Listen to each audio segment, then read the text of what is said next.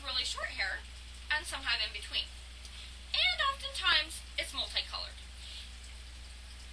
Our clothing in the 80s was big and baggy, cowl neck, sweatbands, leggings, and of course, anything that was spandex or neon. Today, we tend to want to just be comfortable, whether that's casual or more professional. It's our choice. That brings me to my second point. Number 2 is language. In my introduction, I greeted you with some 80s lingo. Today's lingo is not so innocent. Oftentimes, it is rude, crude, and sometimes even vulgar. This should not be. Some people use curse words as often as they pause for a breath. It seems that people are often upset and offended by things all the time, such as blank lives matter. You fill in the blank. I feel that as long as we are living and breathing, we have a purpose and we matter. Number 3 is our communication. In the 80s, we had labels. We labeled people for what they did, what they wore, and who they hung out with.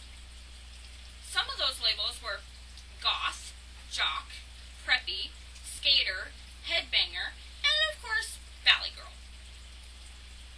Today, we also have labels. However, they seem to be more on our conditions. Whether it's ADD, ADHD, autism, whether we're married or we're divorced, or what have you. In the 80s, we had a limited supply of choices when it came to communication. We could communicate via telephone, letters through snail mail, notes, I still have a few of those, and face-to-face.